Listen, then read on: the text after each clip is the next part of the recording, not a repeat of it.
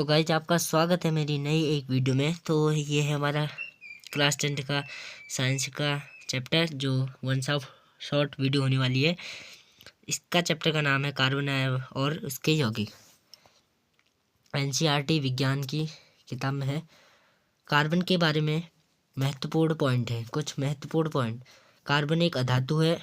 इसका प्रतीक सी से वो होता है। परमाणु संख्या इसका 6 है और द्रव्यमान क्रमांक 12 है। परमाणु द्रव्यमान इतना देख सकते हो और इलेक्ट्रॉन विन्यास 2.4 है। इसकी संयोजकता 4 होती है। भूर पट्टी पृथ्वी पर उपस्थित कार्बन की मात्रा। भूर पट्टी में खनिजों जैसे कार्बोनेट, हाइड्रोजन कार्बोनेट, HCO3, कोयला व पेट्रोलियम के रूप में 0.02% पाया जाता है कार्बन की, और नाइट्रोजन 78%, ऑक्सीजन 21%। ये तो सबको पता होगा।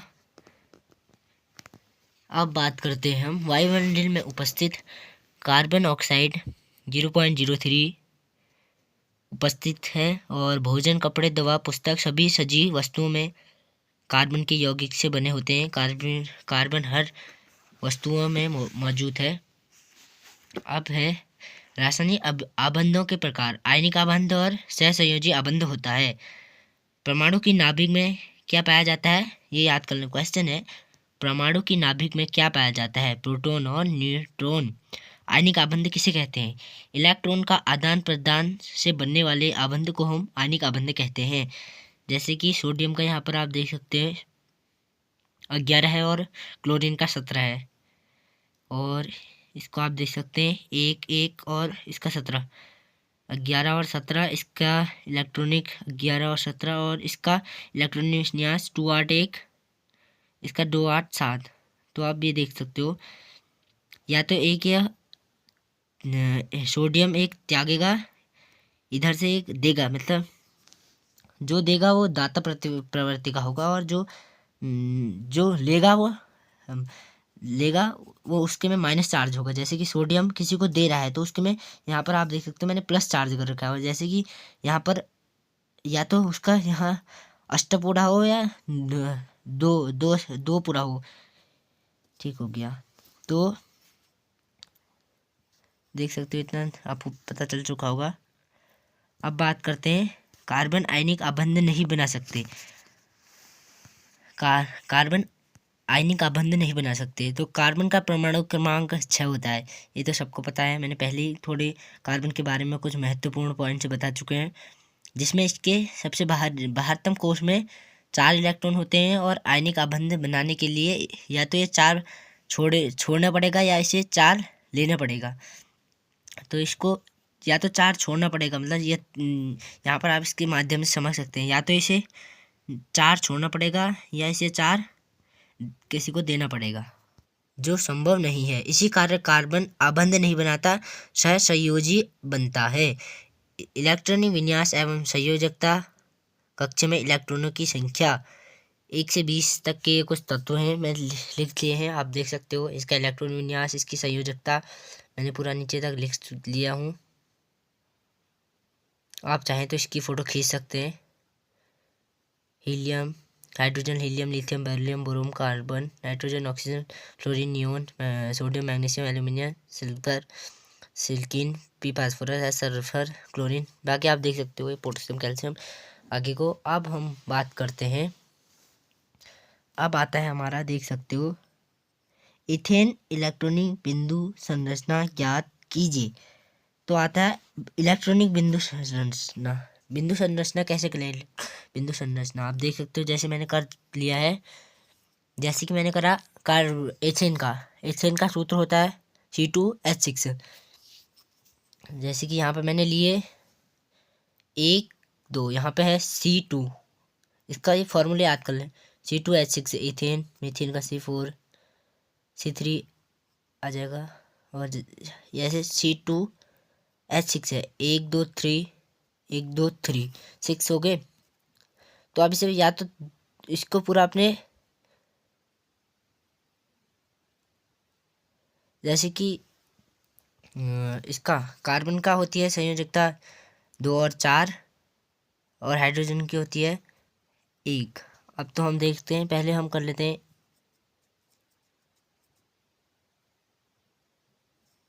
1 2 3 4 5 6। पहले हम कुछ इस प्रकार से मैंने कर लिए हैं, आप देख सकते हो इसे। अब होता है सहसंयोजी आबंध। दो परमाणु के बीच परस्पर इलेक्ट्रॉन की साझेदारी के द्वारा बने रासायनिक आबंध को सहसंयोजी आबंध कहलाती है। यह 3 प्रकार के होते हैं: एकल सहसंयोजी आबंध, द्विसहसंयोजी आबंध और सहसंयोजी आबंध। जैसे कि फॉर एग्जाम्पल मैं बता दूं, ऑक्सीजन का वो होता है 8, जिसका इलेक्ट्रॉनिक विन्यास होता है 2 और 6। 2 और 6 आप देख सकते हो, इसका इलेक्ट्रॉनिक विन्यास होता है, जिसकी हम संयोजकता, इसकी यहाँ संयोजकता 6 है। तो हम एक ऑक्सीजन बनाएंगे, फिर इसके अंदर 1 2 3 4 5 6, इसकी संयोजकता 6 है, इसलिए हम यहाँ पर 6 बिंदु बनाएंगे और इधर भी 6। मैंने क्या बोला आपसे, या तो 2 पूरा हो या अष्टक उनका पूरा हो। 2 तो इसमें पूरा हो नहीं सकता, तो इसलिए हम इसका अष्टक पूरा करेंगे।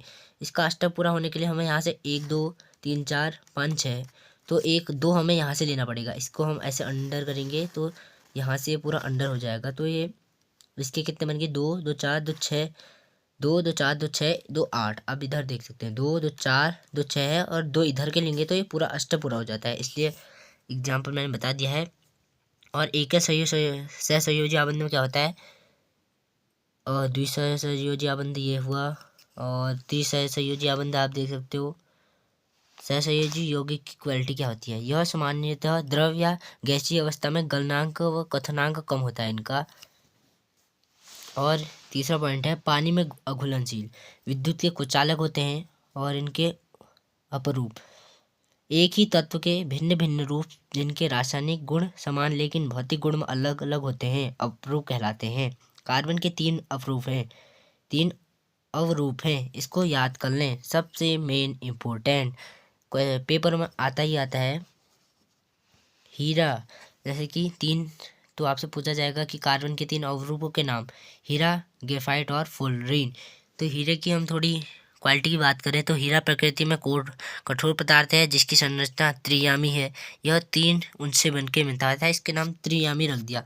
गलनांक अधिक होता है, गलनांक मिलते जिस जिस कमरे पे उसका गलनांक ज़्यादा हो, गलने लगे, और क्वथनांक मैंने बताया है उबलने लगे। कुचालक है, यह पारदर्शी होता है। और ग्रेफाइट की बात करें तो यह कोमल होता है, जैसे कि हीरा कठोर है, ये कोमल होता है, मतलब मुलायम। और यह षटकोणीय होता है। ग्रेफाइट 6 उससे भुजाओं से मिलकर बनता है, और यह इसका गलनांक कम होता है, और यह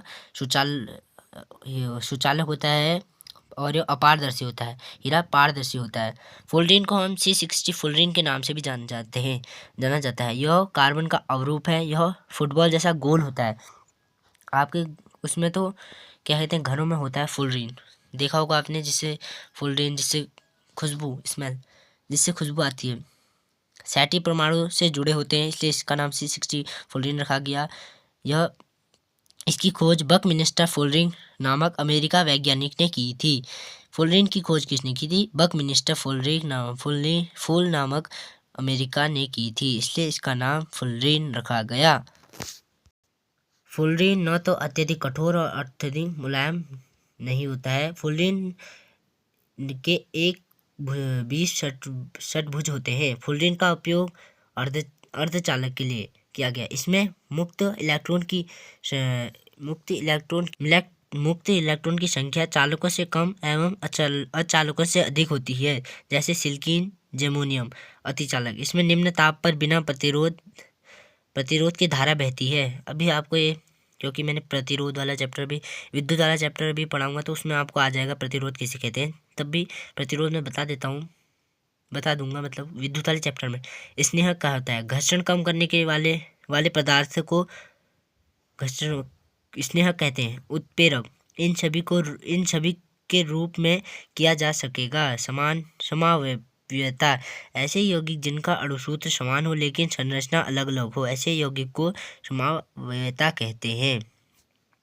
और यहाँ कुछ मैंने ये दे चुके हैं, एथेन, मेथेन, प्रोपेन, ब्यूटेन। ऐसे इसको थोड़ा याद कर लें, आपकी कॉपी में है। एथेन का सूत्र आप देख सकते हैं, यहाँ पर लिखा है CH4। ऐसे ही कुछ मैंने ये कर रखे हैं, तो इसको आप यूट्यूब से खोज करके आप इसको देख सकते हैं। यहाँ कुछ मैंने ये इलेक्ट्रॉनिक बिंदु यहाँ पर सल्फ़र का कर रखा है, आप देख सकते हो। सल्फ़र का वो 16 होता है, जिसका इलेक्ट्रॉन विन्यास 286 होता है और इसकी संयोजकता 6 होती है। जैसे यहाँ मैंने कर रखा होगा एक सल्फ़र पे, यहाँ पर ऐसा आप उदाहरण देख सकते हैं। एक सल्फ़र खींचा, जैसे कि यहाँ पर मैंने करा 1 2 3 4 5 6। एक और करना पड़ेगा, जैसे कि तो हमें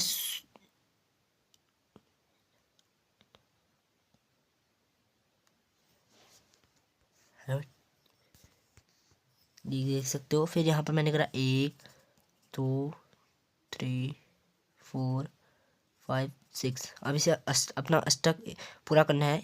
ये ऐसा करेगा यूँ यूँ, और इसे अष्टक पूरा करना है। तो थोड़ा यहाँ पर गड़बड़ हो गया, यहाँ पर करता है तो ये अपना अष्टक यहाँ पर पूरा कर लेता। तो इस प्रकार हमने ये कर लिया है। जैसे यहाँ पे मैंने थोड़े उदाहरण के लिए अपने एसिड का करा, सल्फर का करा, जिसका इलेक्ट्रॉन विन्यास 286 होता है। संयोजकता याद कर लें।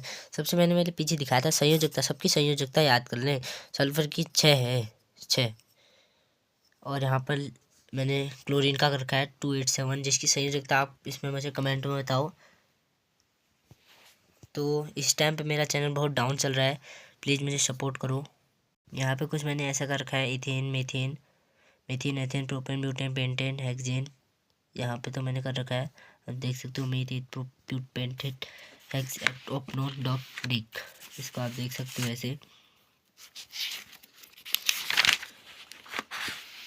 तो आप देख सकते हो IUPAC नाम, आप देख सकते हो IUPAC नामांकन आपको करना आना चाहिए। जैसे कि यहाँ पर मैंने कर रखा है मेथेन का IUPAC नामांकन, ऊपर देख सकते हो, थोड़ी वो हो गया। तो यहाँ पर CH4 होता है ना, तो बस आपको कुछ नहीं करना है। आपको अगर IUPAC नाम आ जाए, IUPAC नामांकन करना आ जाए, आपको मेथेन का करना है। जैसे उसका सूत्र याद होना चाहिए, CH4 मेथेन का सूत्र याद होना चाहिए, और बीच में C, और चारों साइड 1 2 3 4 C1H4, बस हो गया। मेथेन का IUPAC नामांकन हो गया। ऐसे ही हम एथेन का कर सकते हैं। एथेन का क्या होता है, C2H6 होता है, आप देख सकते हो, ऐसे कर सकते हैं। और ऐसे ही बहुत है। तो यहाँ पर आता है कुछ, ये देख सकते हो, जैसे यहाँ पे मैंने लिखा है OH all, CHOL, CO on, COOH oic, जिसे हम एसिड भी बोल सकते हैं। अगर किसी टाइम ऐसे आ जाए, जैसे CH3 माइनस CH2, ये किसी इसका IUPAC नामांकन करो, CH2CL, तो आप कैसे कर सकते हैं, पहले इसमें C देख सकते हैं, 1 2 3 4, 1 2 3 4, ठीक हो गया। 4 हमने कर लिया। और फिर इसमें देख सकते हो H3, 1 2 3, फिर इसमें 2 है तो 2 1 2, फिर इसमें 2 है तो 2, इसमें 2 है तो 2, और हमारा लास्ट में Cl। हमारा क्या बन गया, क्लोरोब्यूटेन। फिर क्या बन गया, क्लोरोब्यूटेन, याद रखना, ठीक है, क्लोरोब्यूटेन बन गया। इसी के साथ मेरा चैप्टर एंड होता है। इसी के साथ आपको बाय बाय, मिलते हैं दूसरी वीडियो में, तब तक के लिए बाय बाय।